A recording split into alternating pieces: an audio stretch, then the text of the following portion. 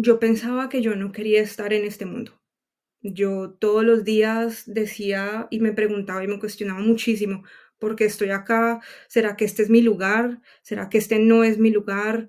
Yo soy una fracasada, no debería estar aquí. Nunca llegué a pensar en que me quería morir, sino es simplemente la presencia, es el estar acá. Entonces, el estar en la tierra, ¿no? O en este lugar de la tierra, porque tal vez yo también decía, bueno, yo no quiero estar aquí, pero quiero estar en otro lugar y en ese otro lugar no puedo estar.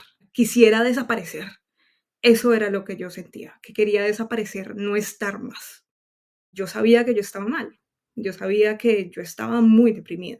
Esa era la depresión más grande que yo había sufrido en toda mi vida, porque yo sabía lo que era estar deprimida, pero en ese momento no podía buscar ayuda porque yo no podía pagarla y me sentía completamente sola.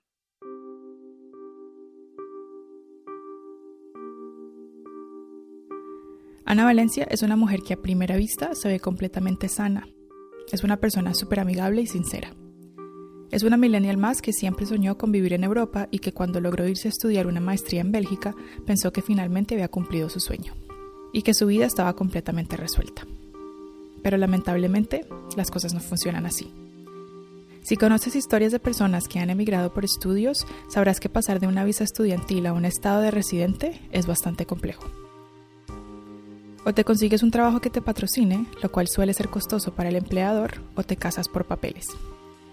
Pero ¿qué pasa cuando ninguna de estas es una opción para ti? Cuando no hay empleo que se anime a patrocinarte, porque contratar a una persona local le sale mucho más barato.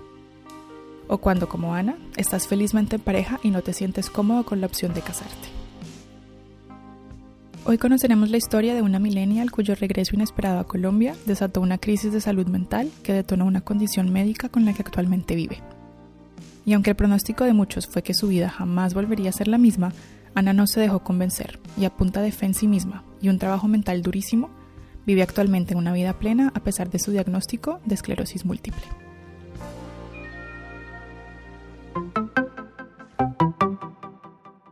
Bienvenido a Millennials sin rumbo, un podcast para millennials en autodescubrimiento. Soy Laura Franco y espero que en estos 30 minutos te inspires conmigo y te animes a encontrar lo que te hace realmente feliz. Únete a nuestra comunidad en www.millennialsinrumbo.com. Te espero. Ana regresa a Colombia a finales de octubre de 2019. En ese momento continuaba con su trabajo remoto, aunque solo por un mes. Y encontrar oportunidades laborales en Colombia fue muy difícil.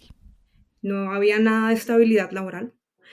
Después de más o menos en marzo, como febrero, marzo, que empecé a hacer mi hoja de vida, hasta casi un año después no había encontrado trabajo, pues era demasiado frustrante. Muy, muy frustrante y yo lo único que quería era quedarme, no pude y después de allí volver y no poco encontrar trabajo, de cierta manera al principio cuando uno vuelve, pues también es súper frustrante. Pues nada, yo igual dije como, bueno, esto es lo que hay, yo voy a volver en algún momento, voy a hacer ese trabajo lo mejor posible y demás. Sin embargo, cuando terminé el trabajo fue enero y empecé a aplicar y a muchas, muchas ofertas de trabajo, llegó el COVID. Entonces, todas estas ofertas de trabajo empezaron a disminuir y a disminuir y a disminuir hasta que ya no había nada. Entonces, sí, ya estaba un poco deprimida porque no podía encontrar trabajo, porque no era lo que yo había soñado, porque yo misma me sentía una fracasada, pues era lo peor que me había pasado en la vida en ese momento. Entonces, después de allí, pues nada, entré en una depresión súper profunda, en donde, pues, lo único que yo creía que podía hacer por mí misma era simplemente levantarme, abrir los ojos, pararme de la cama y yo me decía a mí misma como, al menos levántate, báñate y estás lista a las 8 de la mañana. ¿Qué vas a hacer? No sabes, pero algo vas a hacer en el resto del día. Y eso hacía, todos los días me levantaba muy temprano. Yo recuerdo que yo casi no hablaba con nadie. Yo en ese momento pues estaba viviendo con mis papás porque bueno, con mi esposa habíamos acordado de que como la pandemia había llegado, pues ella se iba a quedar en casa de sus padres y yo me iba a quedar en casa de mis padres. Eso agravó la situación porque adicionalmente ella y yo casi no nos vimos y hablábamos muy poco. Como los papás de su pareja son un poco mayores, por temas de salud prefieren ser precavidas y separarse. Se ven muy poco, y como su esposa es médica, con la llegada del COVID-19, su día a día está completamente inundado por el nuevo virus. Así que Ana no logra conversar mucho de su crisis existencial con su pareja y admite que probablemente se demoró mucho en ir al psicólogo. Como trabaja en diseño estratégico, logra ser voluntaria en varios lugares, en temas de emprendimiento y de gestión de proyectos. Pero no son oportunidades de empleo formal, ni mucho menos estable. Hasta que más o menos en julio conocí al que fue mi ex jefe. Él me dijo como, bueno, Ana, necesito una persona que me ayude en temas de consultoría, ¿te animas? Y yo, bueno, vale, está bien, pues, o sea, no era lo que yo había esperado, pero dije, bueno, él es un mentor, puedo aprender mucho de él y en este momento eso está bien para mí. Entonces me fui con él y coincidencialmente, la primera semana de trabajo se empezaron a manifestar los primeros síntomas de la esclerosis múltiple. Allí fue cuando empecé a sentir en la parte del dedo, los dedos meñiques de mis manos y como es la parte del antebrazo, empecé a sentir como si yo me hubiera quemado, como si yo hubiera puesto literalmente mis brazos y mis manos en el fuego. Sentía que estaba muy caliente, pero en realidad si yo le preguntaba a alguien si estaba caliente, no lo estaba. No tenía ningún cambio de tono en mis brazos, nada, no tenía nada. Simplemente yo sentía que el dedo izquierdo se me dormía un poco, pero pasaron 3 días y se fue. Y yo dije, esto fue raro, pero eso fue algo que le pasa a uno como porque sí, y ya, nada del otro mundo. Entonces yo no le puse cuidado, en realidad. Pasó un mes y yo estaba contenta en el trabajo, estaba aprendiendo y demás. Y empecé a sentir otras cosas diferentes. O sea, bueno, no diferentes, en realidad era un síntoma muy similar, pero en otra parte de mi cuerpo. Lo empecé a sentir como en la parte trasera de mis antebrazos, por mis brazos atrás y por mi espalda, como por la escápula, cerca a la axila, justamente, empecé a sentir lo mismo. Pero esta vez el ardor era impresionante. O sea, yo no concebía ni siquiera ponerme ropa. Dormir era una tortura. No pude dormir casi una semana porque me dolía muchísimo, muchísimo. Bañarme incluso era súper raro porque además la textura la sentía súper rarísima en la piel. No concebía ni que me tocara absolutamente nada. Y después pasaron 4 días y se fue. Y ahí fue que yo dije como, esto está muy extraño, esto es muy raro, muy raro. Y ahí fue que le comenté a mi esposa. Su esposa la examina brevemente y le sugiere que vaya a un médico internista. Este, a su vez, le pide que se haga una electromiografía. Este es un examen para revisar el estado de los nervios. Y como los resultados fueron buenos, es decir, que sus nervios estaban perfectos, el internista la remite donde un reumatólogo. Entonces, en reumatología me hicieron cualquier cantidad de exámenes, o sea, no te puedes imaginar, eso era como para entrar a la NASA. O sea, eran una cantidad de exámenes impresionantes para buscar cualquier tipo de enfermedad rara o lo que fuera, y no salió nada. Yo estaba bien, o sea, en teoría estaba bien, pero justo ya había pasado más o menos un mes desde la última vez que yo había empezado a sentir eso, y que se había ido, y yo estaba esperando como que de pronto aparecía otra cosa. Y justo 2 semanas después apareció otro síntoma. Y ese síntoma sí fue un poco más preocupante porque empecé a perder la sensibilidad de mi ombligo hacia abajo, hasta mis piernas. Yo me podía rascar muy fuerte en las piernas y no sentía mucho. Y pues ahí ya me empecé a preocupar bastante y ya como que llegó un punto en que yo dejé de sentir mi dedo gordo del pie izquierdo. Y allí ese sí fue como el momento en que dije, no, no, no, no, no, esto está muy, muy raro y muy grave. Y ya mi esposa me dijo como no, hay que ir al neurólogo ya. A la semana siguiente va a la consulta con la neuróloga. Esta era una neuróloga amiga de una amiga, es decir, amiga de una amiga de mi esposa, pues muy querida ella. Cuando llegamos me hizo los exámenes, tal, me dijo, bueno, te mando a hacerte este examen, pero de allí no me dijo nada, como de pronto es una enfermedad desmielizante, pero bueno, vamos a ver qué es lo que tienes. Me mandó una resonancia y la resonancia me la hicieron en una semana. Y cuando yo fui a reclamar la resonancia, los resultados, pues allí fue que empezó como la cosa a ponerse un poco extraña, porque cuando yo leí el diagnóstico, bueno, la lectura, más bien la lectura de la resonancia, decía que habían lesiones de características, con características de esclerosis múltiple o algo así. Y yo iba en el carro junto con mi esposa que iba manejando.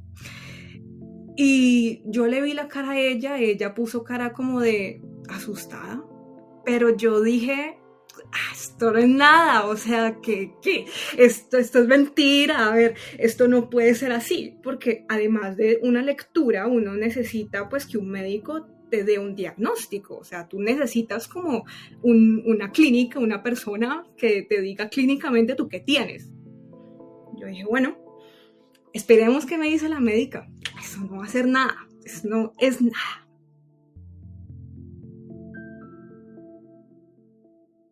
Al leer la resonancia, la doctora le dice de manera muy firme que tiene esclerosis múltiple. Luego le pregunta cuáles son sus planes a futuro. No, pues yo me quiero ir a España a vivir, me encantaría. No, tú no pienses en eso. No puedes pensar en eso porque tú lo que más vas a necesitar es apoyo de tu familia, de tus padres, de tu pareja, de tus amigos. Tú no te puedes ir. Además, en España hay mucha gente con esclerosis y no hay tratamientos. Algo así me dijo y yo quedé como así, esto no puede ser cierto. ¿Cómo es posible que una médica me esté diciendo que yo ya no puedo cumplir mis sueños simplemente porque tengo una enfermedad, entre comillas, que yo no sentía, pero que estaba allí y que eso me iba a limitar el resto de mi vida? Yo salí de esa consulta a llorar, estaba sola, completamente sola, porque pues en esa época todavía había COVID. Me recuerdo que Sari me llamó, me dijo, ¿qué te dijo? Y yo, hablamos luego, le respondí y le colgué el teléfono porque yo no sabía cómo tomar eso. O sea, que te digan que tú tienes esclerosis múltiple, pero que no te expliquen qué es la esclerosis múltiple, que no te expliquen de dónde viene o por qué pasa, si es que te pueden explicar por qué pasa, o qué va a pasar con tu vida futura, cuál es tu expectativa o lo que va a pasar después en tu vida, si vas a caer en una silla de ruedas o no. Eso para uno es algo importante y la médica no lo hizo en ese momento. La esclerosis múltiple es una enfermedad autoinmune y degenerativa que afecta al sistema nervioso central, o sea, el cerebro y la médula espinal. En pocas palabras, el sistema inmune ataca la mielina, que es una capa protectora que cubre los nervios y por ende las neuronas. Hagan de cuenta que es un cable de energía, y el caucho que recubre ese cable viene siendo la mielina. Y con los ataques del sistema inmune, la mielina, la capa protectora, se destruye y los impulsos nerviosos se desvían. Entonces empiezan a sentir cosas extrañas, como perder sensibilidad en ciertas partes del cuerpo o hasta quedar ciego. Aunque la esclerosis múltiple suena como un diagnóstico desesperado, En realidad hay muchísimas personas que viven con esta condición y tienen una calidad de vida relativamente normal. Todo depende mucho del tipo de esclerosis que tengas, el tratamiento específico que recibas y de cómo vaya avanzando la enfermedad con el paso del tiempo. La esclerosis de Ana es la remitente recurrente, es decir, aparecen los síntomas por un tiempo corto y luego desaparecen, y así. Este diagnóstico se lo hacen luego de que la neuróloga le recomienda hacerse una hospitalización por una semana para realizar varios exámenes y así poder llegar a este diagnóstico exacto.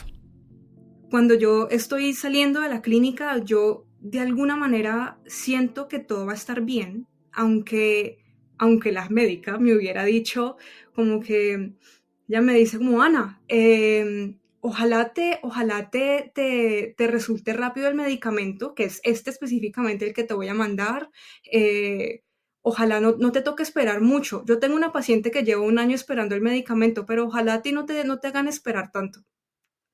Entonces, pues claro, como que me empieza a decir estas cosas y yo digo como, bueno, pues ojalá no me pase a mí eso, pero yo muy adentro de mí, yo sabía que todo iba a estar bien, como que había una llama de la esperanza allí adentro que yo no conocía, que nunca en mi depresión había visto o había sentido y que de un momento a otro apareció. Y yo sentía que si yo estaba con Sarita, que si yo estaba con mi familia, y tal vez mis amigos o mis amigas que supieran, yo sabía que todas estas personas iban a estar a mi lado. Entonces, pues bueno, yo salí tranquila, sabiendo que al menos sabían que tenía y que había no una cura, porque en realidad la esclerosis no tiene cura. Esta es una enfermedad para toda la vida y tú no te vas a morir de esclerosis, tú te mueres con la esclerosis.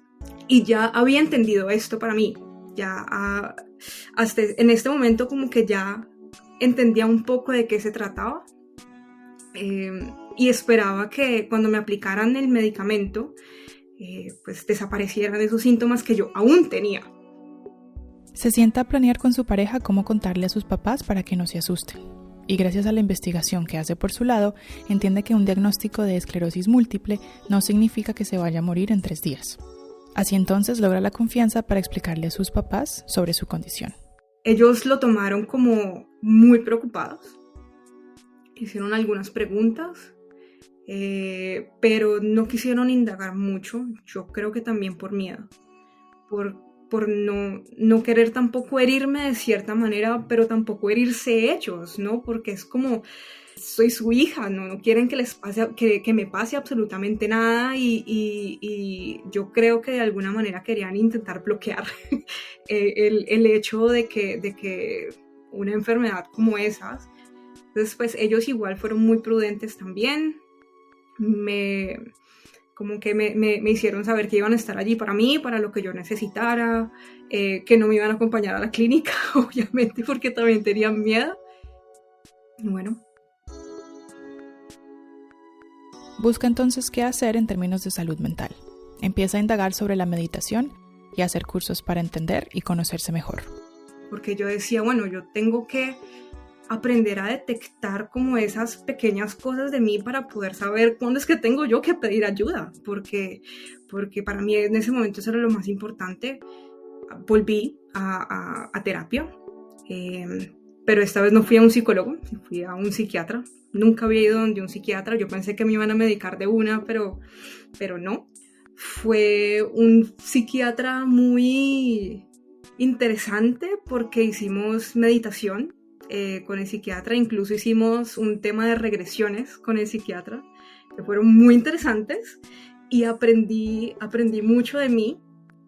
También hice cursos como de autoconocimiento, empecé a aprender qué era la meditación, a sentir cosas distintas, ¿no? A estar un poco más tranquila y esto yo sentía que me ayudaba de cierta manera porque empecé a estar ocupada, ¿no? Empecé a estar ocupada a no pensar en que tenía esclerosis múltiple todo el tiempo, sino a seguir con mi vida, pues que era lo que había, ¿no?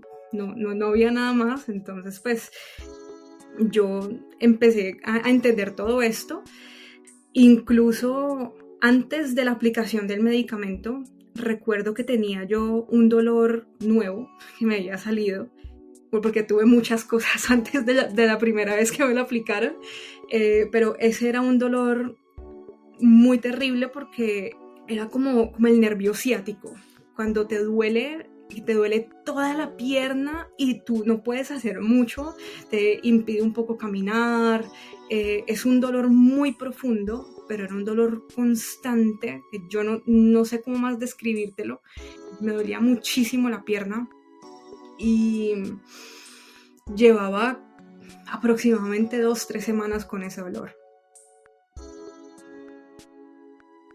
Y aunque no es muy creyente en cosas espirituales, una ex compañera de trabajo le propone hacer una terapia con ángeles. Y por atreverse a salir de su zona de confort, logra hacer un descubrimiento importante. Después de esa terapia, con mi equipo de luz, que es así como ella lo denominó, que eran todos los ángeles y demás, pues yo dejé de sentir este dolor. Y yo dije, la energía es poderosa. Allí fue que empecé a entender que realmente la energía es otra cosa, ¿no? Y fui a mi terapia, a mi sesión pues con el medicamento, y yo seguí yendo con mi amiga, o sea, con mi amiga que me había quitado este dolor, y empezábamos a hablar, y justo me di cuenta después de una de esas sesiones que tuvimos que tal vez yo me había causado la esclerosis, porque en mi depresión yo lo único que hacía era pensar que yo no quería estar presente, que yo no quería estar aquí. Entonces por eso yo dejé de sentir partes de mi cuerpo, como que si las partes de mi cuerpo se hubieran trasladado a otro lugar que no existe, o hubieran desaparecido simplemente porque yo no quería estar acá. Entonces, pues yo creo que yo me la causé de alguna manera. Y ese fue como mi llamado a que si yo quería sentirme bien, tenía que buscar algo para estar bien. Y viceversa, si yo quería estar bien, era para sentirme bien. Y sobre todo, buscar que la energía se mueva de alguna manera, ¿no? Entonces, esa fue mi conclusión después de mucho tiempo. Sentirme bien para estar bien y estar bien para sentirme bien. Busca además actividades físicas y recreativas que le ayuden a distraerse, para no volver a sentirse triste y así prevenir que sus síntomas regresen. Creo que fue desde ese momento en que me inscribí al gimnasio y empecé a ir unas 2 veces a la semana mínimo, o 3 si podía, 4 pues si realmente podía. Empecé a buscar como actividades para hacer con Sarita también, porque en ese momento ella todavía seguía en Colombia. Entonces salíamos a jugar baloncesto o a saltar lazo, a hacer cosas también en conjunto que me animaran también a mí como a hacer cosas diferentes. Me inscribí a cursos de todo lo que había. Seguía pues trabajando, me concentré muchísimo en el trabajo para no pensar pues en la esclerosis, pero yo creo que sobre todo hablar del tema me ayudó mucho, porque me aprendí también a hacerme consciente de lo que yo tenía y de, que la esclerosis múltiple, aunque sea un diagnóstico, no me define a mí como enferma.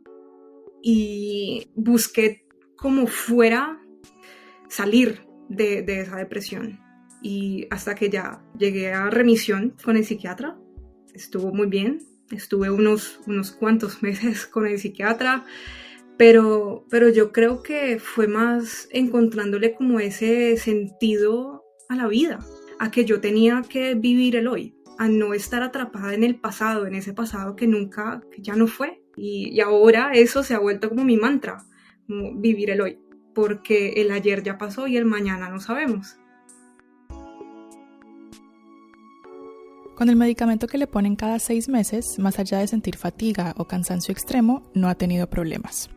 Ni siquiera cuando su situación para regresar a Europa se resuelve y se logra mudar junto con su esposa a Madrid, en donde viven actualmente.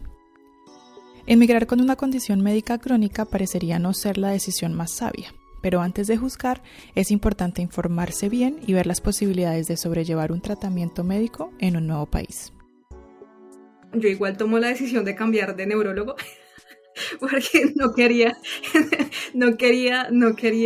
pues tener que enfrentarme como a ese tipo de conversaciones tan chocantes y tan limitantes. Llegué donde un neurólogo, para mí ha sido el mejor neurólogo al que hubiera podido encontrar. Él nunca me limitó, incluso me dijo, lo primero que me preguntó era si yo tenía papeles para poder viajar a España, porque era de la única manera en que yo podía acceder al tratamiento acá. Y yo le dije que sí. Entonces, pues, para él fue como súper tranquilo, porque él me dijo, Ana, tengo muchos pacientes que se han ido a España, están súper bien, les han aplicado el medicamento súper bien, súper a tiempo, los procesos allá están muy bien, tú no tienes de qué preocuparte. Por ahora, pues nada, sigámoslo acá. Yo estuve aproximadamente 2 años en Colombia con el tratamiento y con el mismo neurólogo. El sistema de salud español es muy diferente al sistema de salud colombiano.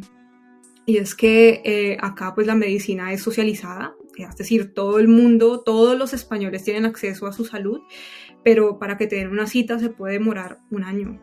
Y la primera línea de atención es el médico de familia. Entonces lo primero que teníamos que hacer era pues cuadrar mucho los tiempos de que apenas me pusieran el medicamento, pues máximo al mes viajar, porque no sabíamos cuánto tiempo iba a pasar antes de que yo pudiera ver a un neurólogo acá en España. Entonces fue mucha planeación para no sentir mucha ansiedad de justamente qué era lo que iba a pasar. Cuando me atendieron pues en el centro de salud, la médica de una me mandó para el neurólogo, me mandaron una cita para literal el 7 de diciembre, cuando el medicamento me lo tenían que poner el 27 de octubre. Entonces, pues yo esperaba que esa cita la adelantaran. Después como de 1 semana que me hubieran dado la cita, me llamaron y me dijeron, tienes cita dentro de 15 días. Entonces, en realidad, como en julio, tuve mi primera cita con el neurólogo. Hasta incluso el neurólogo se sorprendió de que me lo hubieran dado tan rápido. Y después de allí él simplemente me dijo, listo, pues no, tú continúas con tu medicamento, a ti nunca te va a pasar nada, tú puedes estar completamente tranquila de que las citas que vamos a tener son básicamente, haz de cuenta como si vinieras a revisarte el colesterol. Estos son de control, meramente control, porque tú nunca vas a sentir nada más, tranquila. Entonces, que una enfermedad, entre comillas, se vuelva para ti algo tan normal como tener el colesterol alto o bajo o un dolor de cabeza, es algo que te da muchísima tranquilidad y te lo da el médico también. Entonces, tú que tienes la enfermedad y que vives con ella en el día a día y que estás perfectamente bien, porque yo te veo perfecta y tú te sientes bien, ¿qué quisieras tú compartirle a la gente como para que entiendan que todo lo que saben de la esclerosis múltiple es en realidad como puro prejuicio?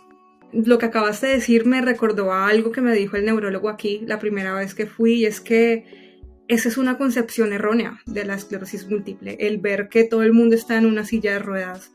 Él me decía que en realidad ahorita con la cantidad de medicamentos que hay y con un oportuno diagnóstico, la gente puede tener una calidad de vida súper alta y ni siquiera las personas tienen que llegar a tener un grado de discapacidad.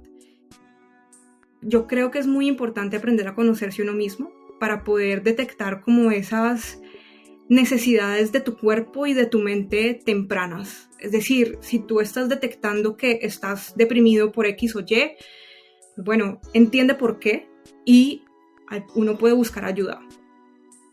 También creo que ser humilde y compasivo con uno mismo y no darse tanto palo, siempre, porque es un ciclo en el que uno se vuelve destructivo completamente y hay que parar. Otra cosa que como que siempre está allí, pero uno no se da cuenta, y es dar las gracias por lo que uno tiene todos los días, porque yo todos los días doy las gracias de que puedo ver, de que puedo tocar las cosas, de que puedo mover mis manos, de que puedo escribir, de que puedo caminar, de que estoy viva, de que estoy bien, de que puedo entrar al baño y orinar, porque hay cosas que con esta enfermedad pues uno no sabe qué le va a pasar. Entonces, ser agradecido con uno mismo y con lo que uno tiene, con lo que uno es, también es importante.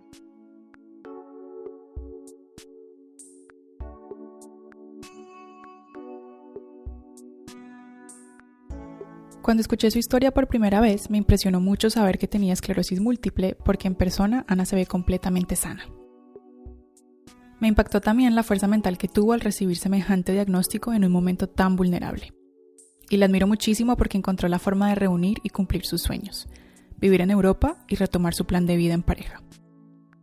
También encontró la forma de trabajar en lo que le gusta y de vivir en el presente y no en el pasado o en el futuro. Como ella lo dice, la energía es cosa seria. Si bien no me atrevo a decir que ella misma se causó la enfermedad, sí me atrevo a afirmar que esa llama de la esperanza que le salió de algún lado fue lo que eventualmente le dio la posibilidad de retomar el rumbo, de creer que las cosas eventualmente iban a estar bien, y enfocarse plenamente en lo que se ha convertido en su mantra hoy en día. Sentirme bien para estar bien y estar bien para sentirme bien.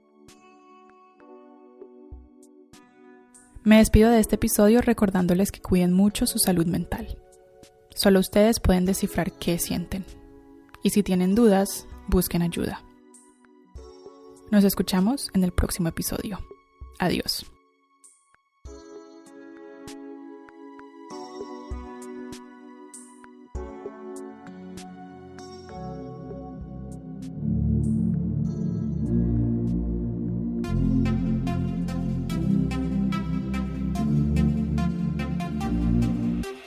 Gracias por escuchar. Detrás de cada episodio hay una pasión y un trabajo enorme. Por eso, si te gusta lo que escuchas, síguenos en redes y déjanos un review para que otros millennials nos puedan conocer. Y como siempre, no olvides compartir este podcast con otro amigo millennial para crear comunidad. Nos escuchamos el próximo jueves. Adiós.